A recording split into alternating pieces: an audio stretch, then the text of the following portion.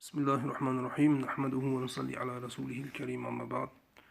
Radikalni Ханафи, радикалдық мұсылман, радикалдық деген сөз арамызда тереңінен таралып кеткен сөздердің бірі. Жалпы бұл радикалдық деген не сөз? Қандай сөз, қандай шыққан? Құран аятта мұсылмандарды қалай бөледі? Яғни Құран түскен мұсылмандарға, Құранды мұраға берген мұсылмандарға Алла Субхану ва Тағала сол мұсылмандарды қалай бөледі, нешеге бөледі? Жалпы қазіргі заманда, қазіргі заңда радикалный деген сөз кімдерге айтылады? Оны бәріміз білеміз.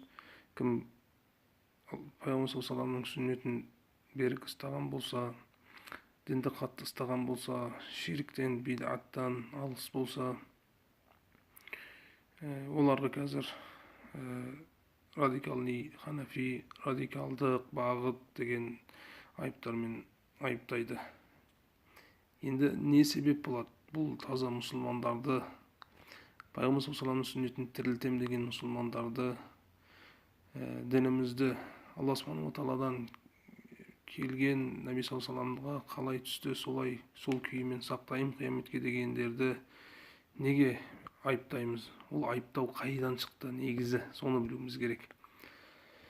Алла Субхану ва Тағала мұсылмандарды қалай бөледі Құранда? Радикалдық деп Алланың өзі бөле ма? Яғни сүннетті ұстағандарды, былай айтқанда сүннетті бекем болғандарды, бидаттан, ширктен алыс болғандарды, дінді бұрмалайтындарды, жек көргендерді, оларды барлығын радикалдық деп бөле ма? Құран аятта Алла Субхану ва Тағала Фатир сүресінің 32 аятында былай деп айтады: Аузу биллахи минаш шайтанир раджим. Сумма ауратнал китаба аллазина истафайна мин ибадина. Біз Құранды дейді, өзіміздің таңдалған, яғни таңдаған пенделерімізге мұра қылып бердік дейді. Тағы сол Құранды түскен үмметтің өзі үшке бөлінді дейді. Фаминхум залимун ли нафсихи. Бірінші, өздеріне зұлымдық жасады. Яғни ол Құранды тәрк қылды. Құранның бұйрықтарын, Алла Субхану ва Тағаланың бұйрықтарын тәрк қылды. Хиджаб мәселесі, басқа мәселелер, бетті жабу мәселе, былай айтқанда Пайғамбар саллаллаху алейхи ва салламға еру мәселе тәрк қылды. Ол өзінің нәпсін, өзінің мал дүниені, орынды, мансапты құдай қылып алды олар. Қараңыз, онда бірінші залимун ли нафсихи. Құранды тәрк қылғандарды Алла Субхану ва Тағала залим деп жатыр. Өздеріне зұлымдық жасаған. Себебі ертең олар тозақ азапымен азапталады. Құранды тәрк қылып, заманға бұрмалап, көкенің, ағаның ойына, көңіліне бұрмалайтын болсаң, Алла Субхану ва Тағала залим деп жатыр.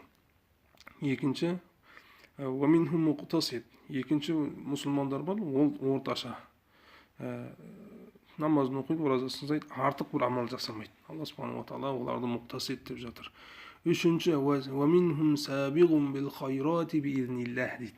Үшінші мұсылмандар бар, олар әрқашан жақсылыққа асығып, басқа мұсылмандардан жарысады, озып кетеді мұсылман.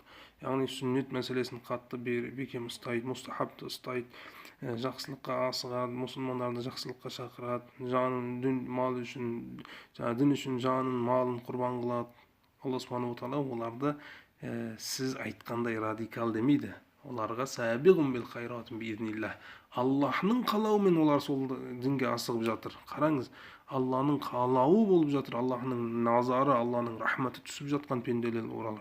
Жақсылыққа асығады, сүннетке асығады, сүннетті жақсы көреді, бидатты жек көреді, былай айтқанда ширкті жек көреді, күфрді жек көретін мұсылмандар, олар радикалдық емес. Олар сабиғун бил хайрати биизниллах. Алла Субхану ва Тағала айтып жатыр оны. Енді оларға қандай нығмет бар? Залика хувал фазлул кабир дейді. Осы жақсылыққа асыққандар, сабиғун бил хайрати биизниллах, сүннетті бекем ұстағандар, мұстахабқа бекем болғандар, дінге бекем болғандар, жаны, малы мен уақытымен дінге құрбаншылық бергендер, олар залика хувал фазлул кабир дейді. Ең үлкен фазыл, үлкен жетістік осы дейді. Қараңыз, онда сіздің айтатын радикалдығыңызды Алла субхану ва тағала ең үлкен фазыл деп жатыр. Сіз айта берің, радикалдық бағыт, қатты исламның радикал бағыты, не, оны Алла субхану ва тағала басқаша деп жатыр. Олар Алланың қалауымен үлкен бағыт, үлкен бақыт, үлкен жеңістікке жетті деп жатыр. Енді радикалдық қайдан пайда болды? Алла субхану ва тағала оларды мақтап жатыр. Сүннетті мықты ұстағандарды, шариғатқа бекем болғандарды, шариғаттың бұрмалауын қаламайтын мұсылмандар, қалай пайғамбардан, сахабалардан жетті, біз сол күйімен амал жасаймыз деген мұсылмандар. Алла субхану ва тағала сабиғун бил хайрат дейді. Қараңыз, енді бұл радикалдық деген қайдан шықты? Радикалдық деген сөз негізі бұл еврейлердің айласы. Еврейлер негізі ең басында олардың аңсайтын жері, отаны, олар айтатын Нил өзенінен Иракқа дейін, Фурат өзеніне дейін біздіңкі болды деп аңсайтын болған.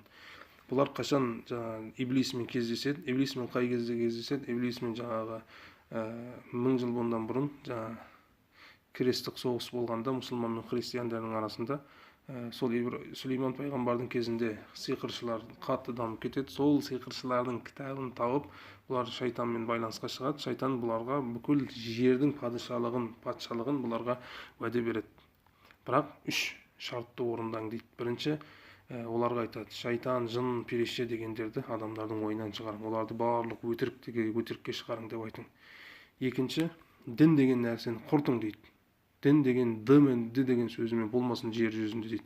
Үшінші, шайтан мені адамдар құлшылық қылсын дейді. Сол кезде сіз мақсатыңызға жетесіңіз. Яғни шайтан айтады, мен сізге дүниені дамытып берем, дүниені көбейтіп берем. Сол кезде сіз бүкіл әлемнің патшалығына жетесіңіз дейді. Онда не істеу керек дейді?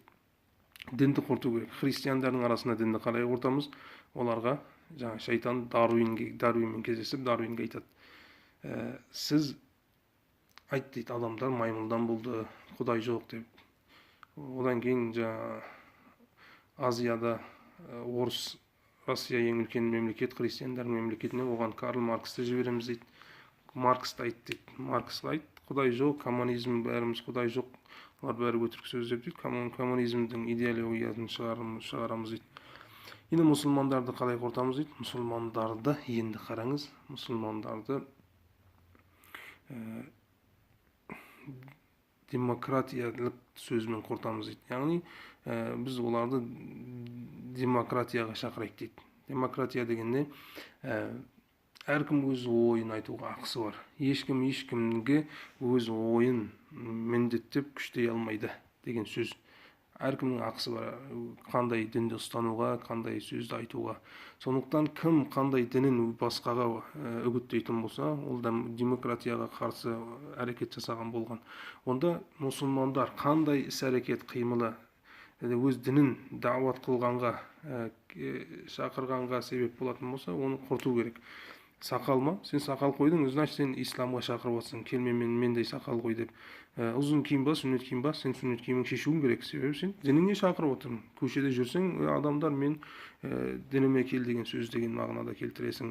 Онда балағыңды қысқартасың ба? Онда болмай, сен дініңе шақырып отырсың. Сен кәдімгі біз сияқты киінуің керек. Дін деген әркімнің бір жеке ұстанымы болу керек. Қатты құлшылық қыласың ба? Қылғың келе ма? Бәрі мешітіңе бар. Бұл да сондай. Біз мұсылмандарға демократия деген ұстанымды береміз. Жайлап олар сүннетінен ажырайды. Сүннетінен ажыраса, ислам дінінің сүннеті келсе, ештеңе қалмайды исламдан деп, олар сондай план құрады, жоспар құрады мұсылмандарға.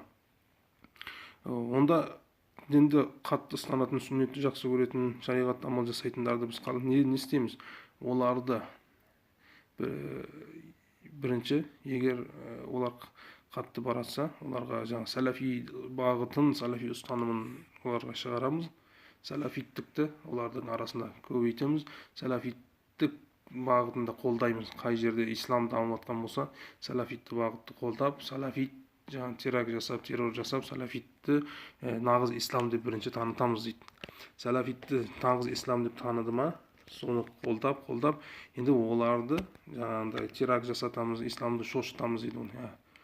Яғни міне сіздің таза исламыңыз осы сақал еді, сіздің аңсайтын исламыңыз осы балақ еді, сіздің аңсайтын исламыңыз осы еді, Мекке, Медине, онда мынауыңыз терроризм, теракт жасап жатыр, онда сіз ислам түбінден осындай екен деп адамдарға танытамыз дейді.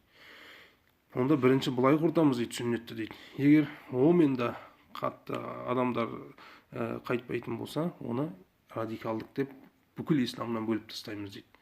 Мұсылмандардың өзін қарсы алып қоямыз дейді радикалдық. Қазір сондай бір ұстаным, жалпы бұл план іске асырып жатыр еврейлердің, мұсылмандардың өзі сүннетке қарсы болып жатыр. Сүннетті ұстанатындарды жаңа радикалдық, зомби, қатып қалған бірдеме деп жатыр, Алла сақтасын. Бірақ Алла субханаху ва тағала жаңа Фатир сүресінің 32 аятында айтқандай, олар сабиғун бил хайрати биизниллах, олар үлкен жеңістікке жеткен мұсылмандар олар, иншалла. Онда ғұламалардың айтқан сөзі бар, кім сүннетті қазіргі заманда тәрк қылатын болса, ол еврейдің бұл дүниеге патшалығына жетуіне көмектесіп отыр, тағы шайтанның құдай болуына көмектесіп отқан адамдар. Солай деп түсіну керек. Бір сүннет тәрк болса, яғни мен еврейлер бұл дүниеге тезірек патша болсын, шайтан бұл дүниеге құдай болсын деген ойға, ұстанымға көмектесем деген ойда. Сондықтан біз сүннет ұстанғандар, олар сабиғун бил хайрат, радикалдық деген сөз, ол еврейлердің планы. Оны шамамыз келсе қолданбай ағайындар, иншаллах. Алейкум ассалам ва рахматуллахи ва баракатуху.